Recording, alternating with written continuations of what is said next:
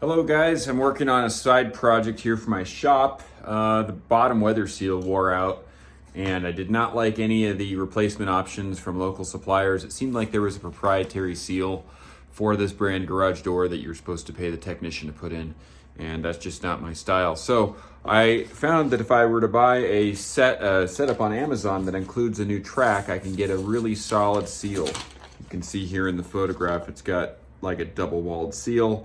It looks like it's very easy to replace, and it came with these pretty decent looking aluminum tracks, and it wasn't too expensive. I think I probably paid about 50 bucks for it. So what I'm gonna do now is I'm gonna go ahead and get that worked into the garage door, right? And it's not, of course, this garage door is not designed for that, so I'm gonna use a little bit of construction adhesive. I like to use the Sika polyurethane construction adhesive. This stuff has a very slow cure, and it has quite a bit of flexibility, so it's very good with, it doesn't break over time. It's pretty sturdy stuff, and so it should hold up to the weather and the abuse of the garage door.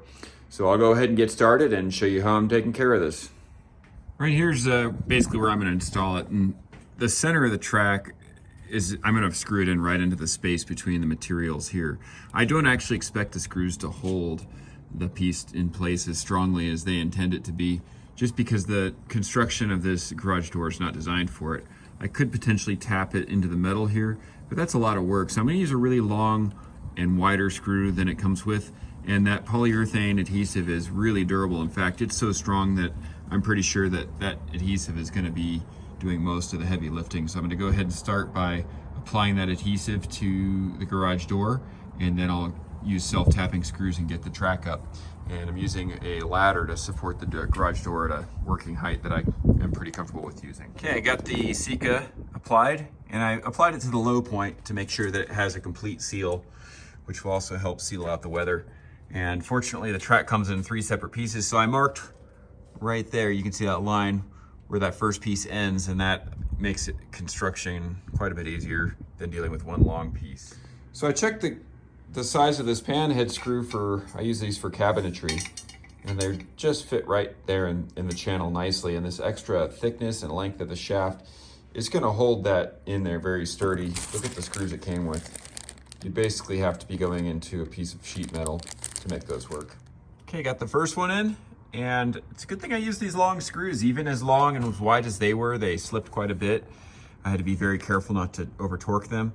When I'm done, I'm actually gonna run a nice bead of that Sika on this other side here just to give it additional sealing and strength as well. Okay, this last section I need to cut because it's a 8-foot door and these are 10-foot rails. So cutting it to 15 and 11/16, there's my mark, and I'm gonna use my square to guide my handsaw. I'm just using a framing blade in there. I mean, I do have an aluminum blade, but I'm not too worried about a perfect finish on this, so this will work. I can always file the end up to prevent the burr from being too nasty too, which I'll also do. There you go. Nice straight, clean cut. It went through it like butter. Barely need any deburring either. No big deal. Okay, so I'm gonna have to come in through the side here. Can't even get the camera in there. You can kind of see the edge of the track. But that's how I'm gonna basically run that piece. And the instructions say to lubricate it with soapy water, which would work, but so would water-resistant silicone. I think this is easier because I can spray it in there. This won't harm the rubber and should make the track going real easy. Almost forgot to trim the rubber weather stripping. So I measured a 8-foot and marked it, and I'm gonna use my right angle square to guide my cordless skill saw. And I have the depth set to about a 1/2 inch so I don't go straight into the metal below the pad there. There it is. Really looks like it's gonna work nicely. Has a lot of give, but it's kind of firm.